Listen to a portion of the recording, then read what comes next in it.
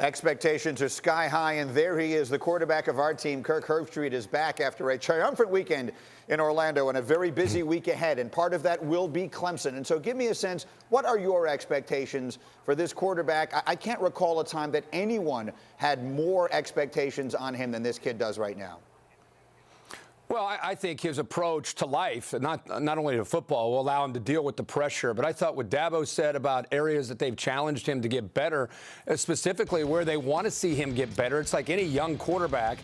It's the first thing is protections, being able to recognize defensive fronts. Last year, as a first-year guy, they helped him in that area. So I think if he can pick up how to affect the protections, that only help him. And as far as his throwing, it comes down to, like a lot of young quarterbacks, his footwork.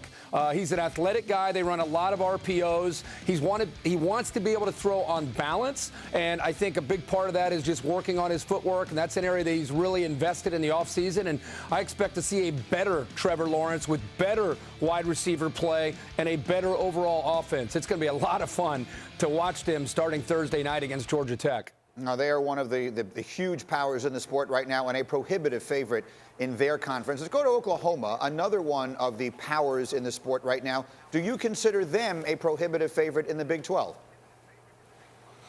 No, I don't. I think Texas has been improving with Tom Herman, and I think that Jalen Hurts is getting a lot of attention for the transfer from Alabama into Oklahoma. And let's face it, the job that Lincoln Riley's done with Baker Mayfield and then Kyler Murray, back-to-back Heisman's, reason to be optimistic. I get it. But I think people are underestimating Sam Ehlinger and the intangibles that he brings to the table, the attitude that he plays with, the way his team feeds off of his energy and his style. He played with a banged-up shoulder much of last year. Also, Tom Herman has been recruiting at a very high level the last few years. So I think there's more depth on this team now, more athletic ability top to bottom. And Texas was very close last year to Oklahoma. I just think this is their breakthrough year. I might be wrong, but I think it's Texas and OU out of the Big 12. But I've got to give the leadership and the experience to Sam Ehlinger over Oklahoma as we come into the season before we've seen any of these teams play. Now, that would be something, obviously, for the really Texas to come all the way back. And so let me wrap it with this here for the moment. What four teams, if you had to pick them right now, what four teams do you think will be the last one standing at the end? Well, I mentioned Clemson. We've mentioned Texas. I think both of those teams get into the four. I think Ohio State out of the Big Ten. And the reason I say that is I think Ohio State is beginning to have a big chip on their shoulder about all the talk about Michigan and what Michigan brings to the table. And the fact that Urban Meyer's not there and things of that nature, I think it really fires up this Ohio State team, and the fact that they lost Dwayne Haskins. So I think Ohio State can get there. And then my last team is Alabama. I think Alabama could definitely play at a very high level. Another team that was embarrassed on a big stage. I was with their team a couple weeks ago.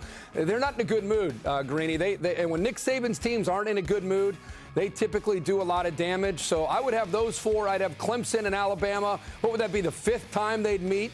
I'd have those two meeting in the championship, and I would have Alabama this time prevailing and Nick Saban lifting that trophy up to win it all. All right, Kirk Herbstreit is on the table with those four, and as I look at them, once again, it is the way that the college game is evolving. It's about the quarterbacks, right? All four of them have the quarterback position set up. It hasn't always been that way in the sport, but it is more than ever a quarterback's game, even on the college level now, isn't it? Yes, sir, it is. I mean, and one question, I guess, of those four would be Justin Fields. Justin Fields is, to me, coming in to run an offense that Dwayne Haskins threw, 50 touchdown passes? And everyone bragged about Ryan Day and his NFL style of offense. It won't be that way, at least initially, with Justin Fields. More of a run-first type of approach with his skill set. All right, hugely busy week ahead. Herbie, always great to chat. Thanks so much. I'll see you next week. See you, Greeny. Thank you for watching ESPN on YouTube. For more sports, highlights, and analysis, be sure to download the ESPN app. And for live streaming sports and premium content, subscribe to ESPN+.